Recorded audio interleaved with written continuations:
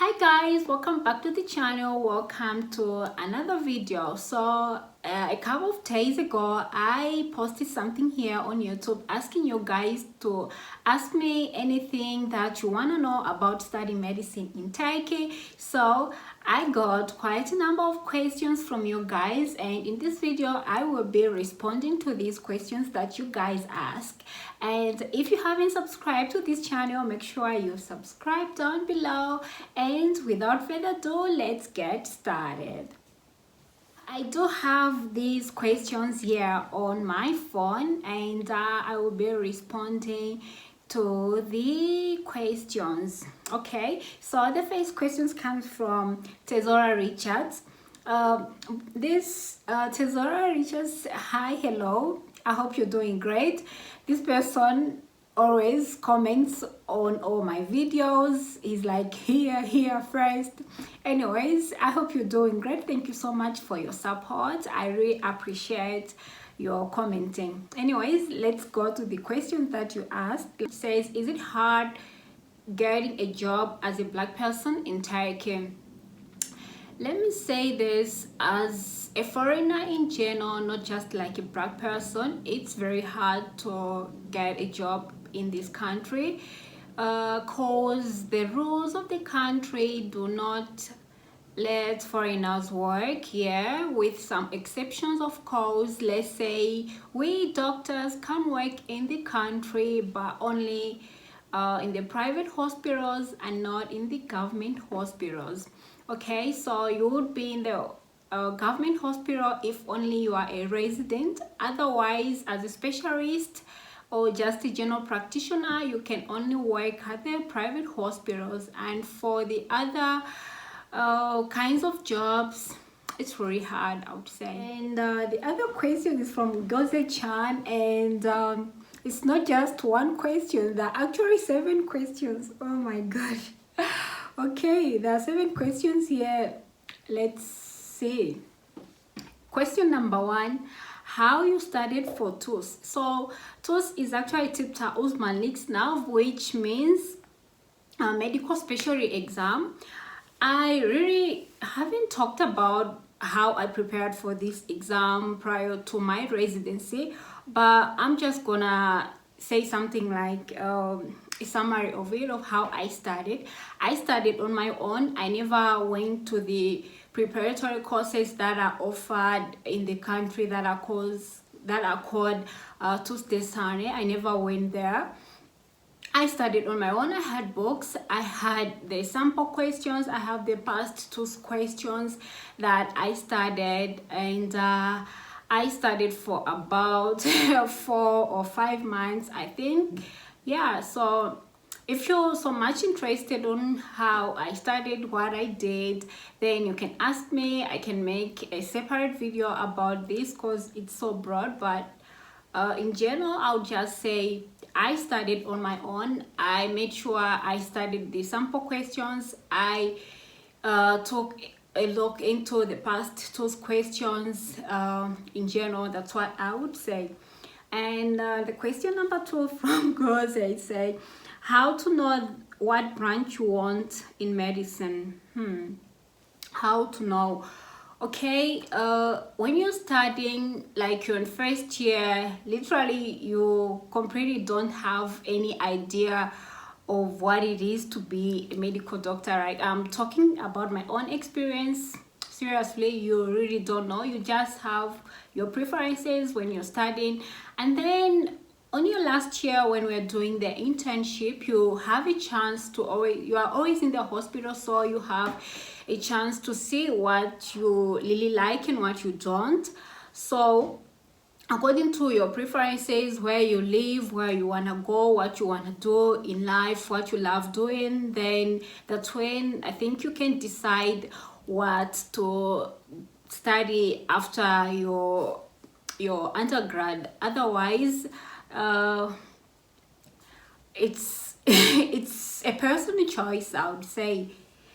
Anyways, let's go to the 3rd question from Goze also. Why you choose internal medicine? Okay, For me, choosing internal medicine, as I said, it's a personal choice. It was my personal choice as well after my internship, like 12 months of internship, medical rotations throughout the year in the hospital, and you have a chance to see things like from different departments. So from whatever you do, you can tell like, this is what I like, this is what I don't like.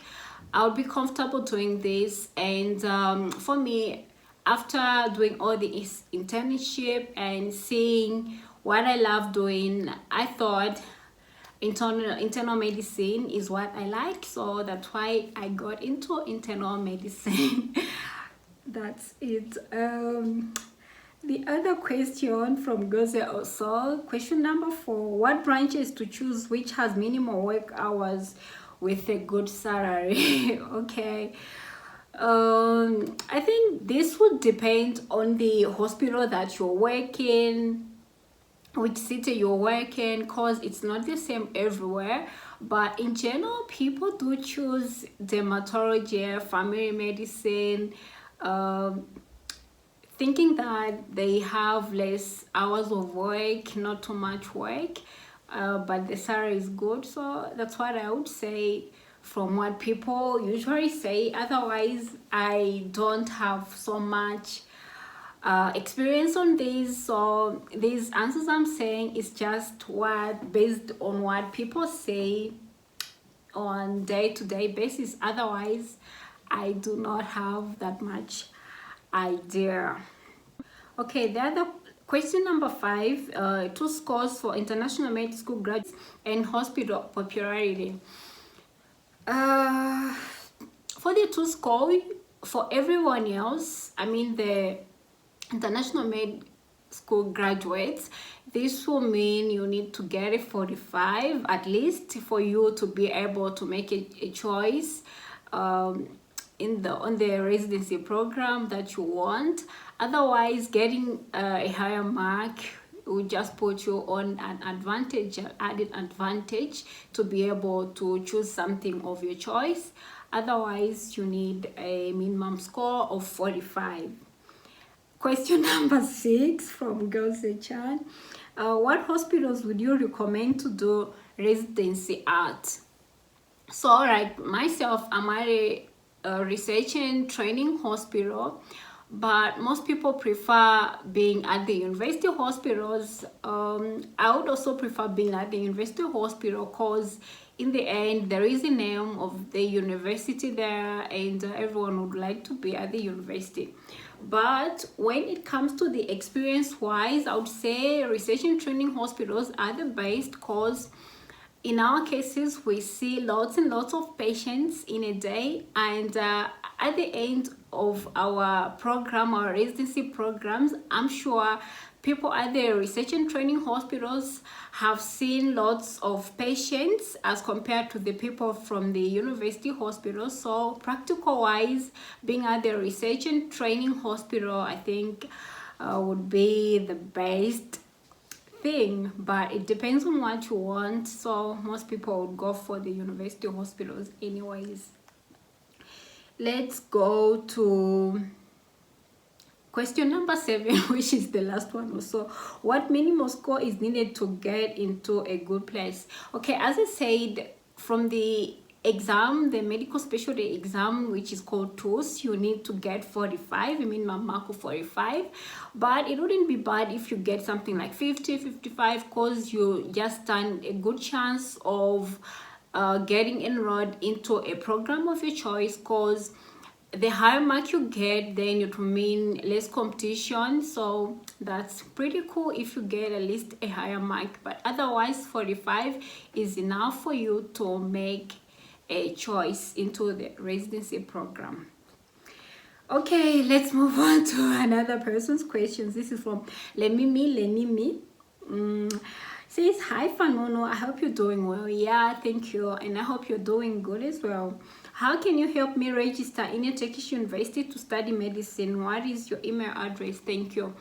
Okay, so you're asking me if I could help you to get registered into the medical school here in Turkey, but I think this is not possible. Like using me, you would have to personally come here, because some universities do offer entrance exams, and you also need to take other exams right here. So even if I may take part in the application process or whatsoever, it doesn't matter.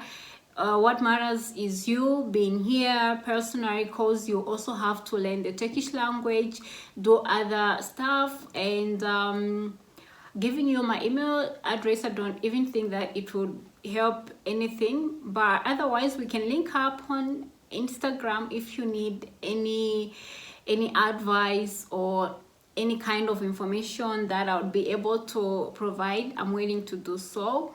We can link through Instagram. Okay, so let's go to the other question. So I posted this thing twice, and on my second post or so, Tesora Richards also commented there with a question, of course. He says, oh, I would like to know how long you have to study to become a licensed practitioner nurse in Turkey. So here, nursing education in Turkey is 4 years. So after the 4 years, they usually also have to take an exam, and then that's when they get employed, if I'm not wrong. That's the process, as much as I know, because I don't know that much, but that's what I know, that it's 4 years, and then they get an exam, and then they start working after the extra exam that they do take. Okay, let's move on to the last question to do with the medical stuff. Hello Fanunu, and this is from Fatima Binte Said. This is, hello Fanunu, I'm doing MBBS in English language in my country. Is Turkish medical terms very difficult? Is Turkish students or teachers helps? Okay, there are 3 questions here, so let me answer question by question, which is, the first one is Turkish medical terms very difficult? I would say the difficult thing comes in with the not knowing of the language. As soon as you know the language, I don't think it is difficult. And also the good thing is that the terms are just the same Latin words that we do know, so there's not much difference.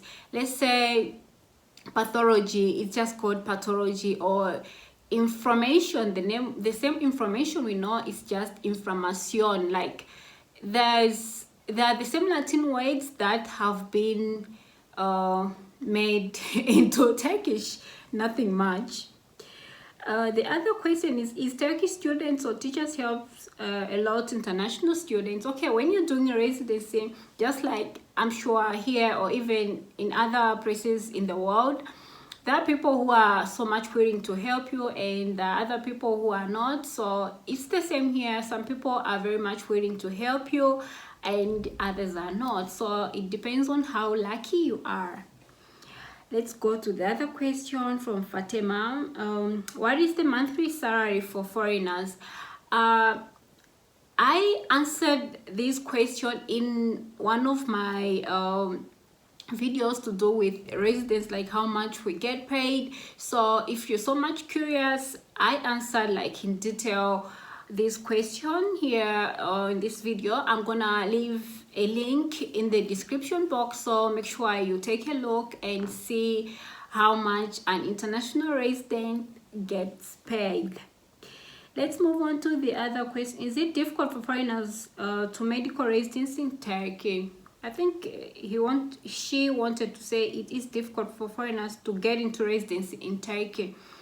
I don't know. It's difficult, and it is not, depending on how much you've prepared for the specialty exam, because you need to study very hard. So as long as you get the minimum score of 45, you can get into residency. Yeah, so it just depends on how much hard you've studied, and then everything is smooth. And also it depends on how much you know the Turkish language, because that really does matter a lot. Okay, this is the last question to do with the medical thing. And the last comment from this post was from Faith Kawariza vlogs. Faith Kawariza is one of my childhood friends. So she was like, Tandimbile ukakara free, please. Okay, she wanted me to call her when I'm free. So we actually talked on that day for like about 2 hours because we haven't talked in a long time.